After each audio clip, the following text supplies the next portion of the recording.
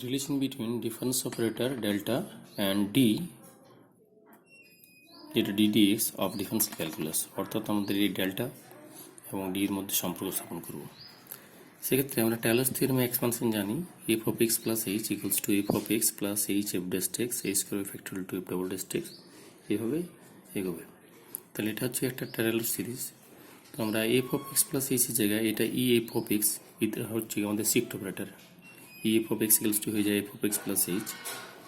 এরপর f of x এর f of x রয়েছে h f dash এর জায়গায় f dash x অর্থাৎ হচ্ছে d dx of f of x। তো d dx এর জায়গায় আমরা d ব্যবহার করতে পারি, তাহলে এটা f dash x এর জায়গায় আমরা d f of x লিখলাম। h স্কয়ার ফ্যাক্টরিয়ালটি যা ছিল তাই রইল, f ডাবল ড্যাশ x অর্থাৎ d2f dx2, সেক্ষেত্রে আমরা d2 লিখলাম। একই রকমভাবে থার্ড অর্ডার ডেরিভেটিভ হলে d3 এই আকারে চলল। এখন ই এর জায়গায় আমরা জানি শিফট অপারেটর ইকুয়ালস টু হয়ে যায় 1 plus delta F of X equals two, এক্ষেত্রে আমরা এফ অফ এক্সটাকে ডান দিয়ে অপারেট করেছি এবং এটাকে 1 plus H D plus H square D square factorial two এ আকারে লিখেছি। এখন এই সিরিজটা যদি তাকায় তাহলে এটা অনেকটা ই পাওয়ার এক্স এর মতো। তাহলে ই পাওয়ার এক্স এখানে 1 plus X square by factorial two X cube factorial 3 আকারে হয়। তো এক্ষেত্রে H D H square D square by factorial two H cube D cube factorial 3 রয়েছে, তাই E power H D F of X. এই দুটো থেকে আমরা বলতে পারি 1 প্লাস ডেল্টা ইকুয়ালস টু হয়ে যাবে E power H D. Therefore E power H D equals to 1 plus delta equals to E. এরপর আমরা লগ নিয়ে নিয়েছি, লগ নিয়ে নিলে কি হয়ে যাবে, log of E power H D যেটা সেটা হয়ে যাবে এইচ ডি। তো লগ নিলে ডান দিকের লগ হবে লগ অফ 1 প্লাস ডেল্টা। তো এই ক্ষেত্রে লগ অফ 1 প্লাস 6 এর এক্সপানশন যেমন ধরনের হয় X minus X square by 2 plus X by 3 minus X 4 by 4, সেই আকারে এখানে 1 প্লাস 6 এর জায়গায় 1 প্লাস ডেল্টা রয়েছে, তাহলে delta minus delta square by 2 delta by 3 minus delta by 4 এভাবে চলছে। আর E power log of E power H জেডটা এটা এইচ জেড হয়ে যাবে, এইচ জেডের সাইডে আসবে আর লগ ই 1 হয়ে যায়, এইচ জেডের সাইডে চলে আসবে আর লগ ই 1 হয়ে যায়। তো সেখান থেকে আমরা ডি ইকুয়ালস টু পেয়ে যাবো 1 by H into delta minus delta square by 2 delta Q by 3 minus delta 4 by 4। অর্থাৎ এটা হলো গিয়ে relation between D and delta. এরপর আমরা এখানে আরও বেশ কয়েকটি প্রবলেম সেখানে আসবো।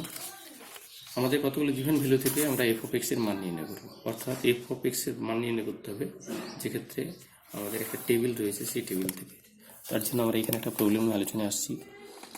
Given the following table, find f of x assuming to be polynomial of 3 degree in x. x এর ভ্যালু 0 1 2 3 3 দিয়ে রয়েছে, করসপন্ডিং এফ অফ এক্স এর ভ্যালু 1 2 11 34। অর্থাৎ এক্স এর কতগুলো জানা ভ্যালুর জন্য ওয়াই এর ভ্যালু যদি জানা থাকে তাহলে সেখান থেকে আমরা এফ অফ এক্সটা তৈরি করতে পারবো। তো এক্ষেত্রে প্রথমত আমরা ডিফারেন্স টেবিলটা তৈরি করে নিয়েছি। X F of x, x 0 হলে এফ অফ এক্স 1, 1 হলে 2, 2 হলে 11, 3 হলে 34। এরপর আমরা জানি কেমন হয় delta F of x, delta 2 F of x এবং delta 3 F of x bar করতে হয়। সেক্ষেত্রে 2 minus 1 1, 11 minus 2 9, 34 minus 11 23, 9 minus 11 8, 23 minus 9 14, 14 minus 8 equals to 6। এরপর আমরা একটা রিলেশন ব্যবহার করব, F of X zero plus N H, F of X zero plus N H equals to হয়ে যাবে E power N F of X zero, F of X zero plus N H equals to E power N F of X zero. এখন E এর জায়গায় আমরা 1 plus delta বসাবো, 1 plus delta whole power N F of X zero. এটা যেভাবে অঙ্কটা এগোচ্ছে এই আকারটাই আমাদের প্রয়োজন। F of X zero plus N H equals to হয়ে গেল 1 plus delta power N into F of X zero. এখন আমাদের যেটা প্রয়োজন সেটা হচ্ছে এফ অফ এক্স। তাহলে এফ অফ এক্স বলতে আমরা কি করতে চাইছি, এফ অফ এক্সটা হচ্ছে গিয়ে যেখানে X zero plus N H রয়েছে, এই F of X zero plus N এইচের জায়গায় আমরা এক্স করতে চাইছি।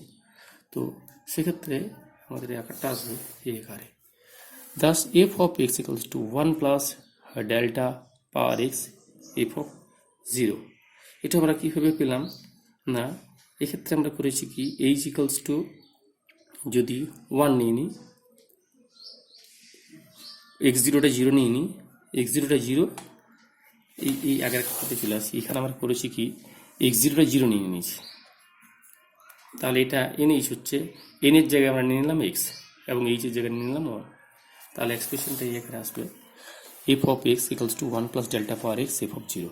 সেক্ষেত্রে কী বললাম, এক্স জিরোর জায়গায় আমরা 0 ধরে নিয়েছি, এন ইকুয়ালস টু ধরে নিয়েছি এক্স, এইচ ইকুয়ালস টু 1, তাহলে এফ অফ এক্সের আকারটা এটা আসবে।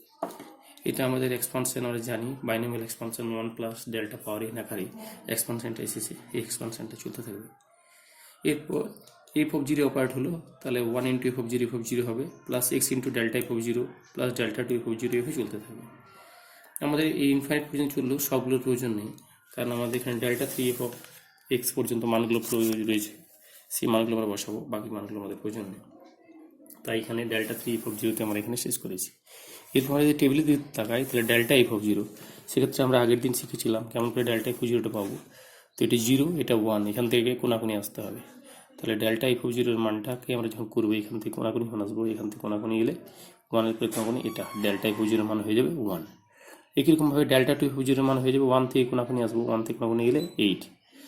তারপর ডেল্টা থ্রি এফ অফ জিরোর মানটা এখান থেকে কোনাকুনি আসবো 6, অর্থাৎ এখান থেকে শুরু হবে, এখান থেকে এই কোনা 1, এই কোনা 6। তাহলে এই মানগুলো আমরা এখানে বসিয়ে দিয়েছি।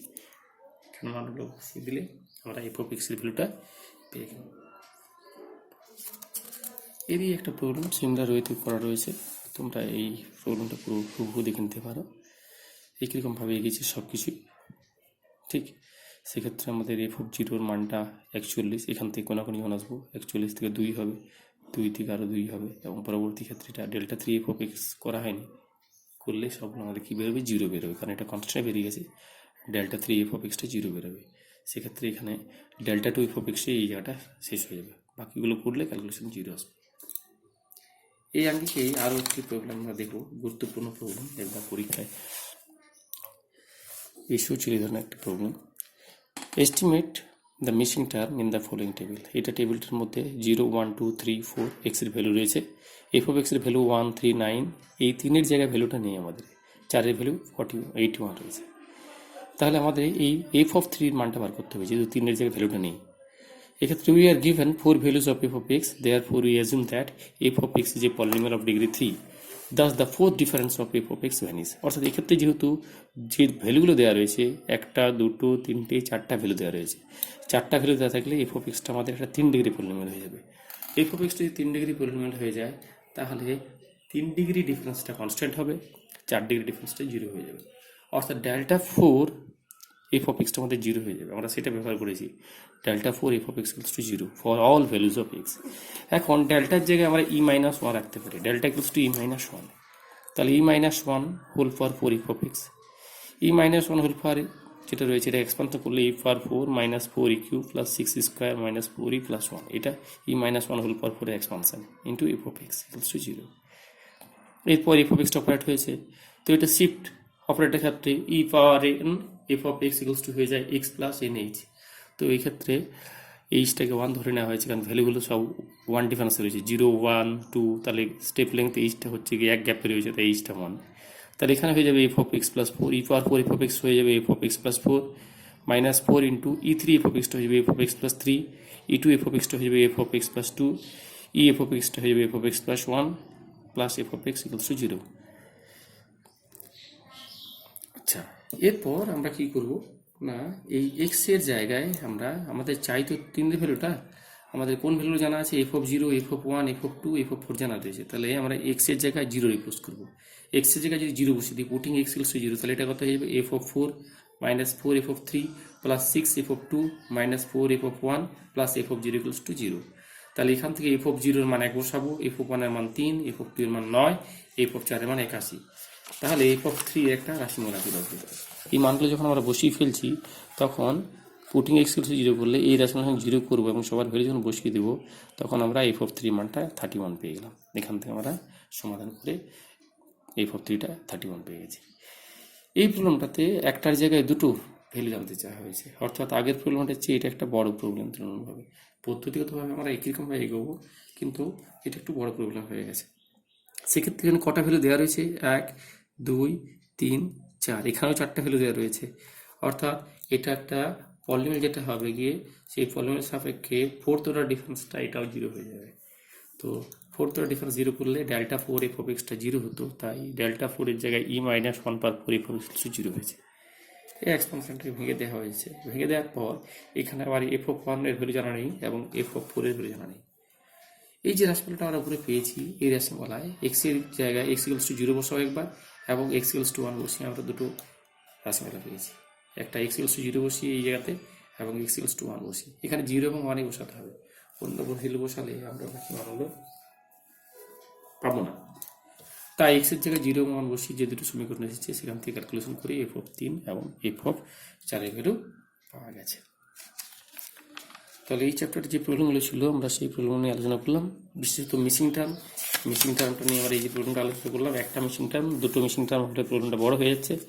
আমরা এই একটা মিসিং টার্ম নিয়ে আলোচনা করলাম, এটা একটা গুরুত্বপূর্ণ প্রবলেম ছিল। এবং পলিনোমিয়াল তৈরি করা, কীভাবে আমরা একটা পলিনোমিয়াল তৈরি করতে পারবো যখন কতগুলো পার্টিকুলার ভ্যালু জানা রয়েছে, কতগুলো পার্টিকুলার ভ্যালু জানা থাকলে আমরা পলিনোমিয়ালটা কীভাবে তৈরি করতে পারবো, এই সংক্রান্ত প্রবলেম নিয়ে আমরা এই যে আলোচনা করেছিলাম এই প্রবলেমটা, এবং এর আগের একটা প্রবলেম নিয়ে আলোচনা করলাম। তোমরা এই প্রবলেমটা বাড়িতে দেখে নিও।